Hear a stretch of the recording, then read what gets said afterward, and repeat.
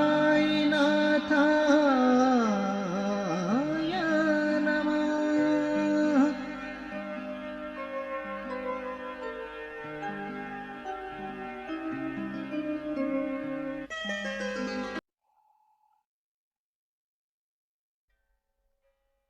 जय श्री साईनाथाय नमः।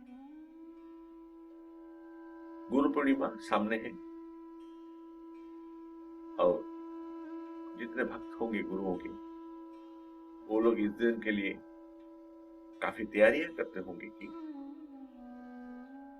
अपने अपने गुरुओं के स्मृति में जो जीवित नहीं रहे या फिर जो जीवित हैं, इस दिन को कैसे अच्छी तरह से मनाया जाए। मंदिरों में भी कहीं कहीं गुरु पूर्णिमा पालित होता है। खासतौर से श्री शिरडी साईं बाबा के हर मंदिर में लोग इसको पालन करते ही होंगे, चाहे भारत में हो या विदेश में हो, क्योंकि श्री साईं बाबा का शिष्य होना, भक्त होना और उनका हमारा जीवन का आध्यात्मिक आधार बनाना गुरु परंपरा की शैली है। ये कोई लिखित शैली नहीं है, ये एक भावात्मक शैली है।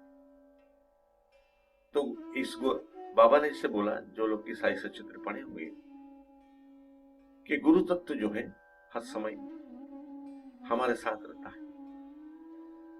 गुरु तत्व के लिए जो तरंग आता है उसको ग्रहण करने के लिए हमारे हृदय का द्वार खुला रहना चाहिए।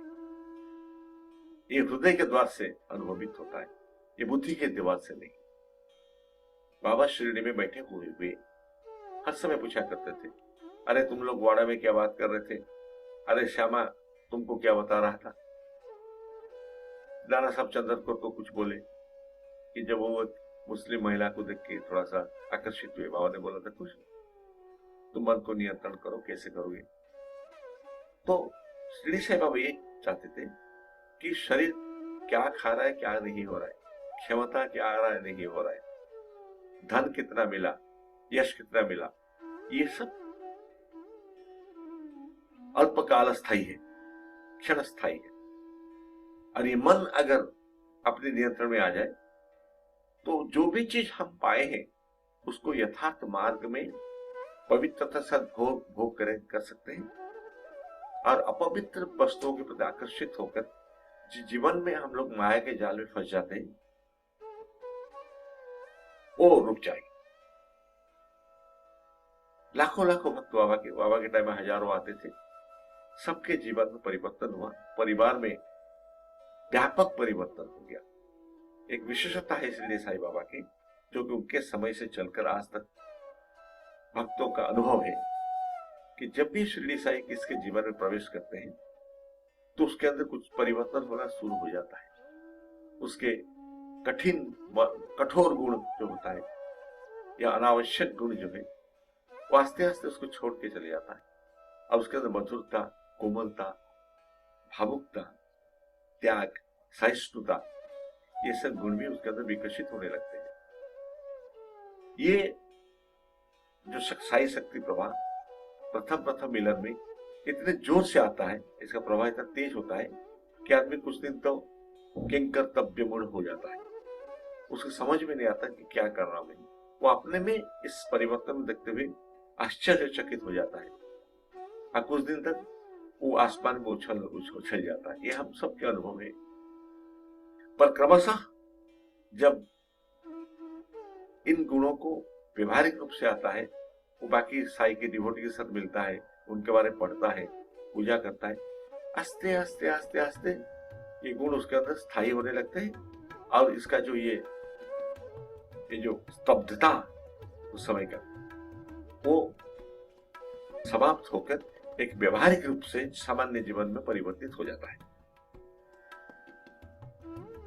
इतने लोगों का, इतने जन्मों का संस्कार, जेनेटिक कोड का प्रभाव, एक्वायर हैबिट का परिवर्तन सब मिलके कम समय में लाकर सही मार्ग में लेने का जो शक्ति है वो बुद्धि को नहीं है, न मानव सभ्यता के किसी विज्ञान को है नहीं। यद्यपि मानव सभ्यता के कला, विज्ञान, सब कुछ आदमी को प्रगति कराता है, पर ये वस्तु निष्ठ प्रगति ज्यादा करता है। आध्यात्मिक प्रगति के लिए भावात्मक रूप से जब तक गुरु चेतना के साथ हमारी चेतना ना मिले, जिसको कि हम कहेंगे गुरु के चेतना, हमारे चेतना का आकर्षण करना गुरु कृपा, तब तक इतने शीघ्र प्रगति नहीं हो सकती। गुरु कृपा का लक्षण क्या होगा कि आदमी अंदर कई प्रश्नों का उत्तर उसको अनुभव के रूप में मिलेंगे। बुद्धि जितने उत्तर देता है वो उत्तर को हम फिर दोहरा सकते हैं, लोग दोहराते हैं परिस्थिति में, पर अंतरात्मा जो उत्तर देता है उस शक्ति के प्रभाव से वो दोहराना नहीं पड़ता है। कभी कभी वो थोड़ा हिलता है, पर फिर वो वापस अपने हृदय के उस गह्वर में चले जाता है जहां पर कि गुरु चेतना की दिव्य ज्योति प्रज्वलित है सदा। इसलिए हम कहते हैं कि आप जो भी अनुभवी थे, मैं क्या कहता, मैं तो बहुत छोटा आदमी हूँ। आप अगर कबीर जी का पढ़ेंगे, नानक जी का पढ़ेंगे, साईं बाबा के पढ़ेंगे, बाबा का गुरु ने तो उल्टा लटका दिया था कुएं में। एक सूफी परंपरा का ये एक प्रकार के प्रयोग है।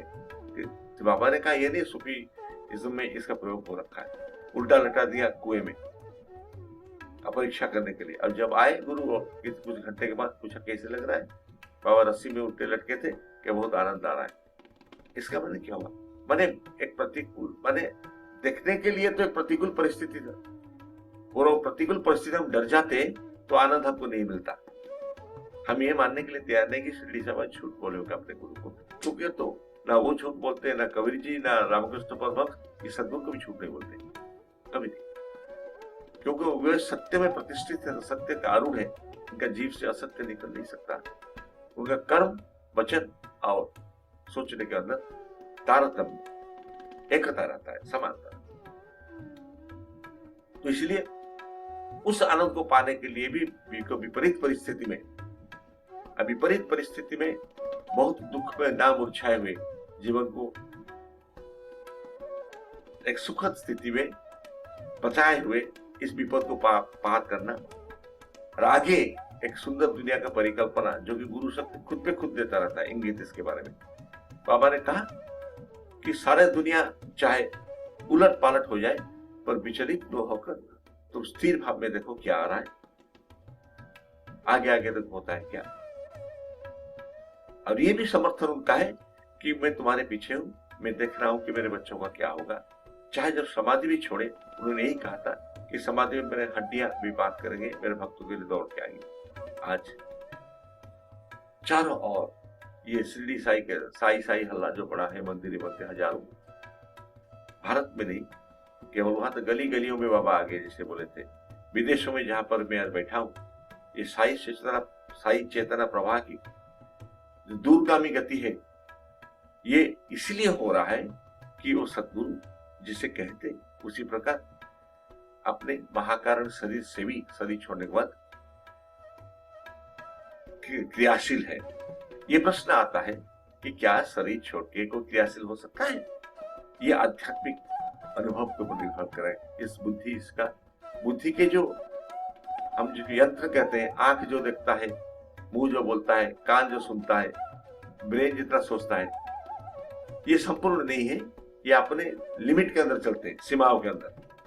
जब असीम के अंदर हम यात्रा करना चाहेंगे, आध्यात्मिक असीम है, तो इस सीमित अनुभवों को इस इंस्ट्रूमेंट से, इनका जो सूक्ष्म यंत्र होंगे, हमको जिस यंत्र थोड़ा असीमता को भी बांध सकता है, उसको हमको सृष्टि करना पड़ेगा। इसको योग साधना कहते हैं। आगत करें, अगर गुरु कृपा हो तो संजय की आंख जैसे खुल गया था, ये बड़ा आसान से ये जिसको कहते कैपेबिलिटी, जिसको कहते हैं कि शक्ति, इन शक्तियों को पाने के लिए क्रियाशीलता, डायनामिक्स, परिस्थिति, एनवायरमेंट, ये सब सृष्टि हो जाता है। मैं अपने जीवन में यह अनुभव किया, नहीं तो मैं कभी नहीं सोचता कि बाबा के काम मेरे हाथ में इतने हो जाएंगे। ना मेरे उस सबको रुचि भी बहुत ज्यादा थी, जबकि तब तक मैं शिरडी नहीं गया था। आज उसी गुरु शक्ति को मैं ऋणी हूं, जीवन भर क्या कई जन्मों तक ऋणी रहूंगा कि मुझे कहां से लाके कहां पहुंचा दिया। इसलिए कि आज मैं कहने की स्थिति में हूं, जो कि कोई सुनने की स्थिति में है नहीं। तो इस दुनिया में क्यों कोई किसको सुने, वो उसका महत्व नहीं है, वो तो गुरु शक्ति का महत्व है। इसलिए मैं शिरडी साई बाबा को प्रणाम करके आप लोगों को यह शुभ संदेश दे रहा हूं कि आप सदा बाबा के कहे हुए मार्ग में चले, साई सचित्र पढ़े, और बाबा के विषय में उनका उपदेश को जो पढ़ते हैं ऊपर ऊपर मत पढ़े, उसको अनुभव करें, अनुभव करने का प्रयास करें। 10 बार पढ़े, उसका अर्थ निकलता जाएगा।